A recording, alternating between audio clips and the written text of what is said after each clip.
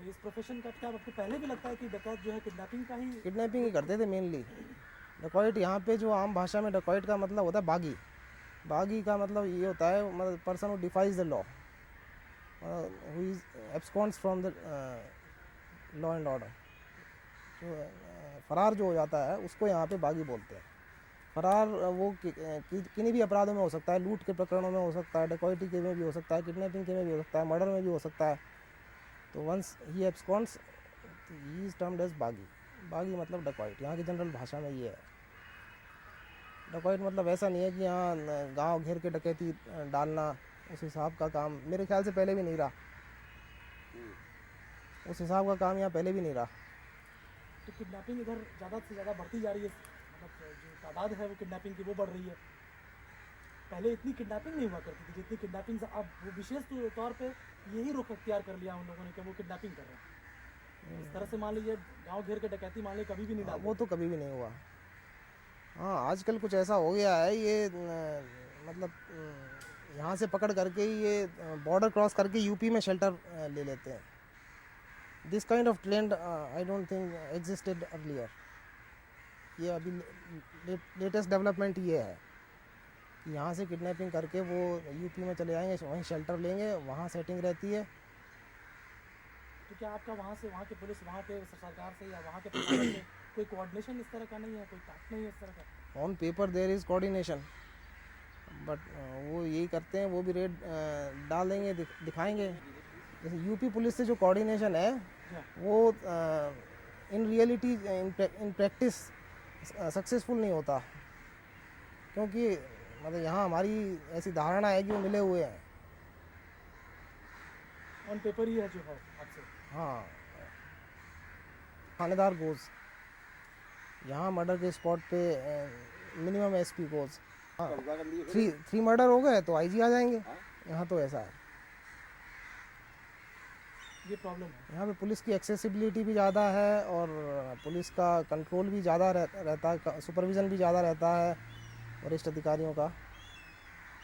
लेकिन हम कल शाम में हम एक थाने पे गए थे आपके जो दिन से जुड़ा हुआ है, उसमें हमने देखा कि जिस तरह का क्लेम आप कर रहे हैं कि हम लोग पूरी तरह से सतर्क रहते हैं, हमारे पास ज़्यादा से ज़्यादा संख्या है, वहाँ देखा मैंने कि बहुत कम संख्या में पुलिस के जवान हैं और गाड़ियों की व्यवस्था नहीं है, टेलीफोन की प्रॉब्लम है वहाँ पे। नहीं, इंफ्रास्ट्रक्चर ज़रूर यहाँ पे पुअर है कंपेयर टू यूपी पुलिस। यहाँ पे हर थाने में कोई व्हीकल नहीं है, वहाँ यूपी पुलिस में तो हर थाने पे जीप दी हुई है। तो इन कंपैरिजन टू यूपी यहाँ पे इंफ्रास्ट्रक्चर ज़रूर ख़राब है, लेकिन पुलिस की एक्सेसिबिलिटी ज़्यादा है। जैसा यूपी में होता है कि थानेदार भी मर्डर के स्पॉट पे बड़े आराम से 4-5 दिन में पहुँचेगा, यहाँ पे वैसा नहीं है। यहाँ पे तो इतनी लैक्सिटी हो गई तो वहाँ पे सस्पेंशन वाली नौबत आ जाएगी और तमाम उसके एक्सप्लेनेशंस कॉल किए जाएंगे और 2-3 मर्डर हो गए तो यहाँ पे डीआईजी आईजी भी स्पॉट तक आते हैं। उत्तर प्रदेश सरकार जो है, मैं एक सवाल ये करना चाहता हूँ आपसे कि ज़्यादातर जो भी सरेंडर्स हुए हैं वो मध्य प्रदेश की सरकार ने कराए। हाँ, उत्तर प्रदेश में ऐसा नहीं, तो क्या ये साबित नहीं करता है कि कुछ ज़्यादा ही सॉफ्ट है आप लोग डकैतों के प्रति? इसके बारे में मैं कुछ नहीं कह सकता, क्योंकि ये बहुत पहले सरेंडर हुए थे, जब मैं ना तो पुलिस में था, और इस बारे में कुछ नहीं कह नहीं सकता। अच्छा, पानी के संबंध में एक सवाल मेरा है आपसे कि जैसे आपने कहा ना कि कभी अपनी बातचीत में कि ट्यूबवेल्स वगैरह के आसपास ये लोग ज़्यादा कर रहे हैं, तो चूँकि रवाइंस में या जो बिहार है उनमें पानी की व्यवस्था नहीं है, तो पानी का जो महत्व है उस महत्व को समझते हुए उस मुद्दे पे उनको घेराबंदी उनकी की जा सकती है, या पानी का महत्व है सच उनकी ज़िंदगी में, उनके सर्वाइवल में कितना है, क्या है? पानी तो एग्जिस्टेंस के लिए नेसेसरी है ही, तो उसके लिए तो वो कहीं ना कहीं ट्यूबवेल के आसपास या नदी के किनारे कहीं ना कहीं तो आएंगे जाएंगे ही। लेकिन ट्यूबवेल यहाँ जगह जगह हैं, ऐसा नहीं है कि कम है या उनकी घेराबंदी से सारे ट्यूबवेल्स की जा सके, ऐसा संभव नहीं है। यहाँ तो बीहड़ बीहड़ में हर जगह ट्यूबवेल्स हैं। जो भी किसान थोड़ा संपन्न हो गया वो अपने ट्यूबवेल कर लेता है। फर्स्ट प्रायोरिटी होती है ट्यूबवेल कर ले, फिर उसके ऊपर वहाँ कोठरी वोठरी बना ले, रहना वहाँ शुरू कर दे, फिर एक हथियार ले ले। इस तरीके से यहाँ संपन्नता का जो सिम्टम्स हैं, प्रॉस्पेरिटी के सिम्टम्स यही हैं यहाँ पे। ट्यूबवेल, उसके बाद लाइसेंस, फिर वेपन्स में भी पहले 12 बोर, फिर माउज़र, फिर उसके बाद पहले जानवर वगैरह, यही सब प्रॉस्पेरिटी के सिम्टम्स हैं यहाँ पे last thing a person would buy is a car. ये यहाँ पे रहता है। हाँ, हथियार की प्रायोरिटी टॉप पे। हाँ, हथियार की प्रायोरिटी। तो जो हथियार ये लोगों को लाइसेंस के थ्रू आप देते हैं, क्या वो भी मिसयूज़ हो सकते हैं डकैतों के हाथ से, या डकैतों के पास जाते हैं क्या? उनका मिसयूज़ होने का चांस बहुत कम है, क्योंकि वो लाइसेंस जिसको मिल जाता है तो वो उसको ज़रा अपने ज़्यादा सिक्योरिटी से रखता है। ज़रा भी इधर उधर मिसयूज़ हुआ तो लाइसेंस कैन बी कैंसल्ड। तो rarely licensed weapons are misuse. तो डकैतों का जिनके पास ज़्यादा हथियार है, उनके प्रति उनका आकर्षण भी रहता होगा कि किसी तरह से पहुँच के उनको छीने, या there are other sources of weapons for dacoits, there are so many sources. Rarely license weapons तो बहुत ही कम मिसयूज होते हैं। What are the sources? अभी जम्मू से जो तमाम लाइसेंसेस बन रहे हैं और जम्मू से बंदूकें भी खरीद के आ जाती हैं, तो वो those weapons can be easily transferred to dacoits because they are not on records. तो उनका तो ट्रांसफ़र होना बहुत ही आसान है। जो रिकॉर्ड पे हैं वेपन उनको ट्रांसफ़र तो आपने कहा बहुत सी सोर्सेज हैं, जम्मू से तो एक सोर्स हुआ, और क्या सोर्स है? यही सबसे बड़ा सोर्स है ना। जम्मू से मान लीजिए लाइसेंस बन रहे हैं और वेपन्स आ रहे हैं और यहाँ पे कलेक्ट्रेट में रिकॉर्ड पे नहीं है, तो उन वेपन्स को यदि कोई आराम से बेच दे dacoits को या कुछ हो जाए तो उसका तो कहीं किसी को पता भी नहीं चलेगा। तो ये ट्रेंड कब से चला आ रहा है कि जम्मू के यहाँ बहुत सालों से हैं। अभी भी सरकार कोई उपाय नहीं निकाला है इसको रोकने के लिए? अभी थोड़े दिनों पहले से ये शुरू हुआ है, CID इन्वेस्टिगेशन इसमें थोड़े दिन पहले से शुरू हुआ है। तब से पहले गवर्नमेंट टू गवर्नमेंट कम्युनिकेशन चलता रहता था, लेकिन कोई इसमें ज़्यादा किसी ने इंटरेस्ट नहीं लिया। आपको क्या लगता है कैसे ख़त्म हो सकता है ये प्रॉब्लम संभल में? डकैती का प्रॉब्लम एकदम ख़त्म कभी होगा या हो सकता है? अगर है तो कैसे?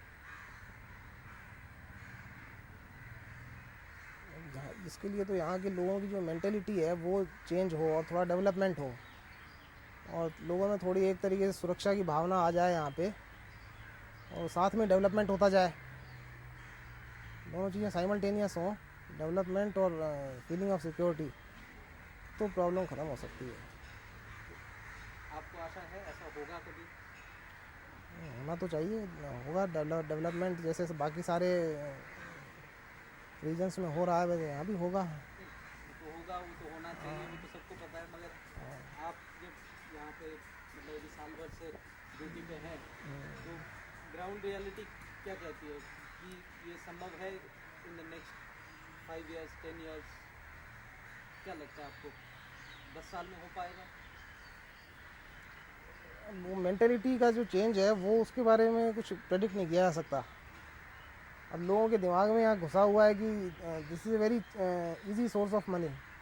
एक कोई किडनैप कर लिया, अच्छा 10-12 लाख का आदमी, और 10-15 दिन इधर उधर घूमे फिरे और उसको छोड़ दिया 10-15 लाख रैंसम लेके। This is a very easy source of income.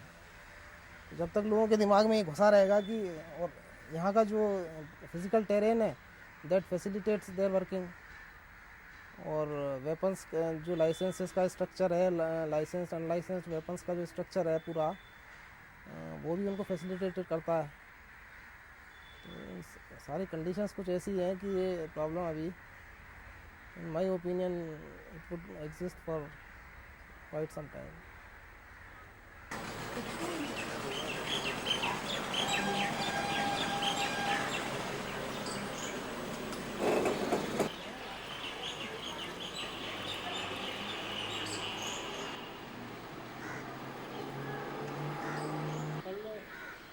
जाती हैं कभी कभी।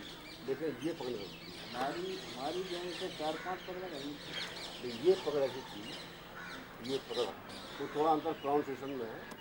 जैसे यहाँ बोलते CSP, हमारे यहाँ कहते हैं कहते हैं उसको SP से